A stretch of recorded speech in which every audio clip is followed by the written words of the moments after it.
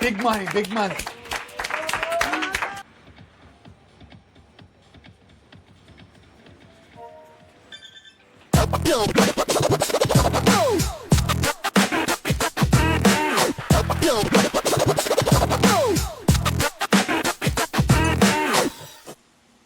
Hello and welcome. For those new to my channel, welcome. For those returning back, welcome back.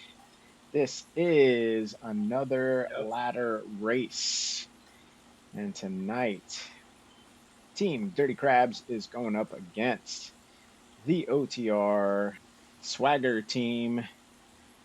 And looking at their numbers, you see Drew Polhill looks like he is a beast. Strong, all the way up to 30 seconds. So we know, if he gets to the finish line, he is going to sprint and sprint hard. Then scrolling over to the 5-minute power and 20-minute power, that's where the teams start to even out a little bit. 5-minute power, they still kind of got a couple guys that are a little bit stronger than us, but 20-minute power is where it truly evens out for all of us. And so the course we're riding tonight is the Neokyo All-Nighter, which was giving me flashbacks from FRR because of those multiple sprints that we had to do. And while this is a fairly flat race, the predominant land feature on the map, and you see it on the bottom of the screen there on Sauce, is the rooftop KOM, which is super draftable and can be very fast given how this race is matched up tonight. And so our expectation is that if we get to the rooftop KOM as a team or as a group and we're all together, then we're fully expecting them to use that as an opportunity to break away. But we'll see what happens as we finish the countdown here. Yep. We're all just spinning up, talking on Discord. You see I got the bubbles for Discord overlaid, but I did not grab the audio, so that's why I'm doing this voiceover. As we launch, we push a little bit hard off the front. I thought we started off pretty little spicy, not quite not quite like chili pepper or habanero, anything like that, but definitely a good a good jalapeno, something a little, cook the legs a little bit just to kind of introduce ourselves to everybody and them to us. And so as we start getting into the main part of Neokyo, it is just coasting, absolutely coasting. So I'm going to jump forward to where the action truly starts and we will talk through it from there. And so as we jump forward, you see we're pushing hard off the front right now. As we sort of started, pushing the group a little bit stronger, we were going basically 2 watts per kilogram, if that, from that point on. And so once we hit this, part of the streets in Neokyo, we knew that we wanted to push a little bit harder. Yeah. And so we are, as we're going up this little slight hill, we're just, wanting to push the pace, stay off the front. We see we got a couple guys off the back already, one of our guys and 2 of theirs. And because we saw that they were starting to fall behind, we got the go-ahead to just keep pushing hard and keep the watts up. So you see we're averaging in the 3-ish watts per kilogram. And so they're pushing just as hard as we are. And so we didn't want to let up. We wanted to increase that gap. And that's, really where we take it from here and just pushing as hard as we can. You see one of our guys goes off the front, but they answer that call. And that's kind of, how the rest of this really continues to go, is, they'll push off the front, we'll latch on and vice versa. And so we didn't want to, do the work for them and set the pace. We wanted to let them kind of dictate the pace, especially since 2 of their guys were off the back. We knew that we were in a, safe, comfortable position. We had 4 guys up front while they had their 3, but they kept pushing. They, kept the pace a little bit harder, which I was kind of surprised because if you got 2 of your guys off the back, why not, why not ease up a little bit to let them latch on if you want to bring them with you. But I guess, on their side, they didn't do that. And so um, we just kept pressing forward. And as we started getting into this sprint area, I think this was a castle sprint. But as we get through here, you see that we start picking up the pace again, which it kind of inadvertently happened. It wasn't, us doing it on purpose. One of our guys kind of rolled through, pushed a little bit hard, and then everybody kind of followed, and it just kind of kept, it was that ripple effect. And that's, ultimately helped us, continue growing that pace. Right now we got 11 seconds on the group behind us and just continuing to press on. So I'm going to continue to jump forward to the next main spot where things kind of pop off. So I'm jumping forward here because you see one of our guys off to the left pushes hard, and he ended up pushing hard because he kept getting pushed out into the wind. And so as he pushed hard, their guys answered, and they all three of them responded to that push. And so we wanted to make sure we stayed on with this group so we don't get separated. And so it just went from one guy pushing off to all of us ramping up and pushing hard. You see Michael's still out there, and got about a 3 second gap, which we were kind of shocked that their guy, Pole Hill, slowed down and just kind of let him go out. We honestly thought that he would push a little bit harder, especially since Pole Hill's by far the strongest of the group. But he let off the gas, so did we. So we just sat in, held our wattage for a little bit, kind of holding that 2 watts per kilogram ish range, depending on the terrain there.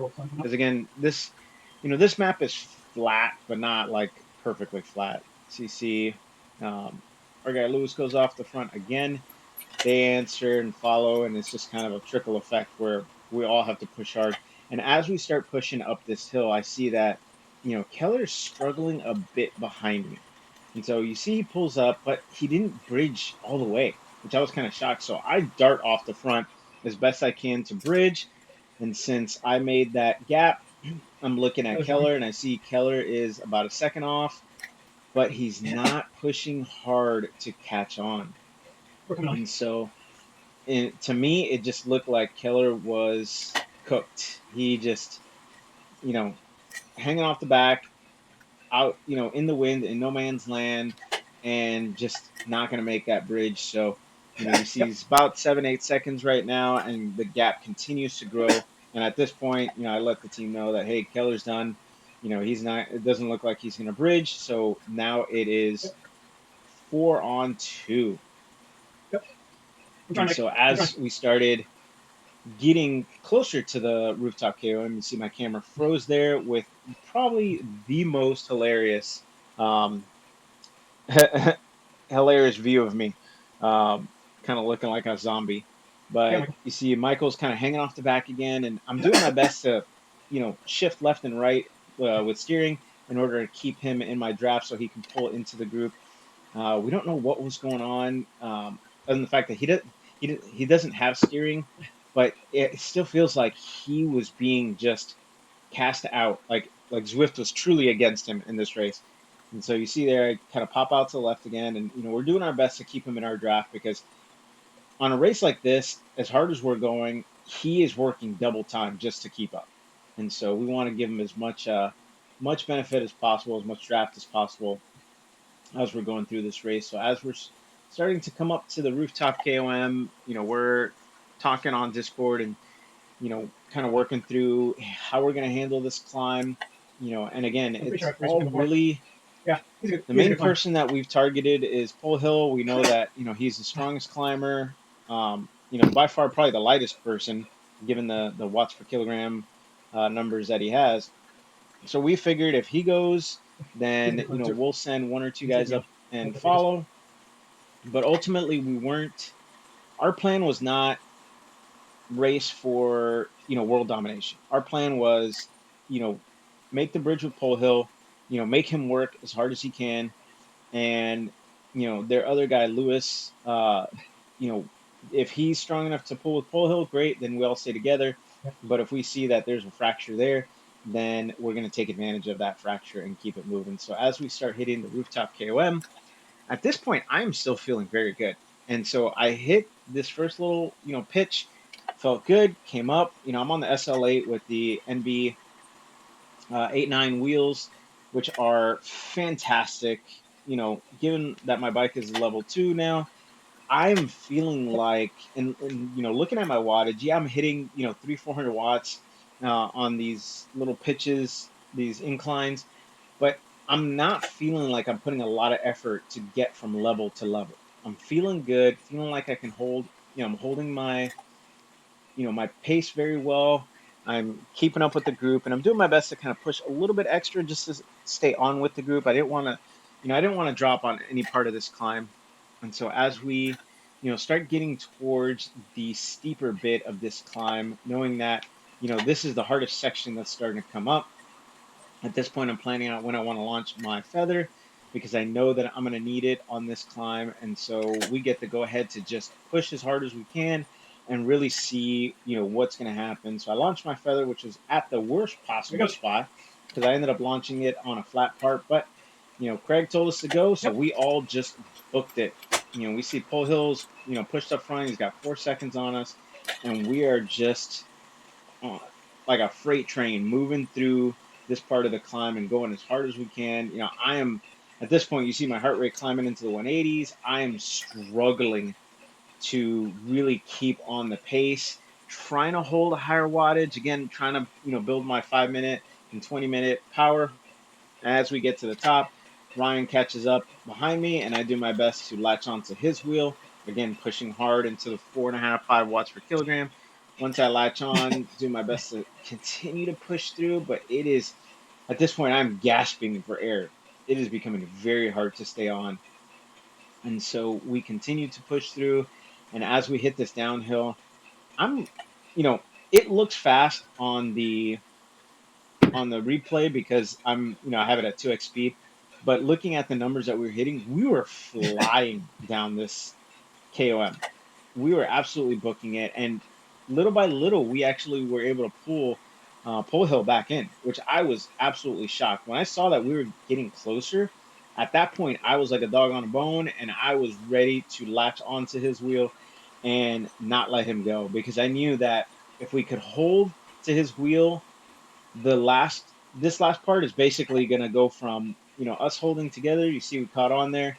It's to a sprint finish, and I knew that if we could get to the sprint finish, it was going to be a mano a mano battle between he and I, Michael, and Ryan. You see Ryan off the front, just kind of continuing to push hard, and I'm holding on to Pole Hill's wheel because if he's not going to chase, I'm going to sit in the draft as much as possible because I worked hard getting over that climb and I think I worked harder getting down the climb than I did getting up the climb. And so we're just kind of holding on a little bit. You see Pole Hill start to pull forward and then just launches. Thanks to the fire socks, you see that blaze. And me and Michael just do our best to just punch it. I'm trying to give Michael my draft so that way he can, latch onto my wheel and we can pull together. Um, but Pole Hill starts to slow down a little bit, gives a second dig to catch onto Ryan's wheel. And again, we do the same thing. We, give that extra dig just to latch back on, which looking at it now, I'm looking at my numbers and like, man, I'm only doing like 200, mid 200 watts. It felt a lot harder to bridge this gap. And so as we start coming down this hill, we get closer and closer, and both me and Michael are just doing our best to latch on because again, we knew that if we could get towards the finish line together, that it would be a sprint finish. And while his sprint, he's got a lot higher watts per kilogram sprint. Watt for watt, we're about the same. It's just the difference in the watts per kilogram. So, that's really what I wanted to test out. So I'm hanging out to the left here, trying to bring Michael back into my draft. And you see, we all kind of come together on the left, and so does Pole Hill. He sees that and jumps over as well. And so at this point now, it's just us kind of looking around at each other, trying to figure out, you know, in this last kilometer, what are we going to do? Are we going to try and do a strong lead out and sprint? We know that he's got the stronger sprint of all of us. But we're kind of thinking at what point can we, you know, really start to bridge? And that's where, you know, we know that as we get into the arcade, usually things start to speed up there. So that's where we decide we want to punch it and we start to launch our, you know, lead out through the, you know, through the arcade here to the back half of the arcade, and you see Michael starts to go and Ryan starts to go, and I go after. Pole Hill obviously sees what's going on. I push up front as hard as I can, and we just, you know, we're going like a freight train at this point. The three of us are booking it. Now, at this point, I start to ease off a little bit because I feel like I had a good enough gap on Pole Hill, but and then I see his, you know, his visor and his jersey come up right behind me, and I realize what a mistake I made because now he got in front of me and it is up to me to try and catch up, but he just blasted off the front and I knew I could not latch on, and I gave it as much as I could, but at that point my legs were absolutely cooked. Absolutely cooked. And so he takes the win, which was a good victory on his part. And if you look him up on Zwift racing app, you see that he takes a lot of wins. And so congratulations to him. But truly, I think our team really did a fantastic job of racing this race and making the best out of, you know, truly the team, not only the team we had, the technical difficulties we had, you know, with Michael constantly being pushed out into the wind by Zwift, but ultimately, you know, we came out victorious with the points because we got the guys across the line. We got more guys across the line first and faster. So hope you enjoyed, and I will catch you guys on the next race. Guys, Miguel, from that thing you just watched, if you know where that reference is from, please leave it down in the comments below. One of my favorite channels. If you enjoyed this video, please hit the subscribe button, watch videos, playlists, whichever pop up. But thank you so much for joining me on this journey, and I hope to see you next time.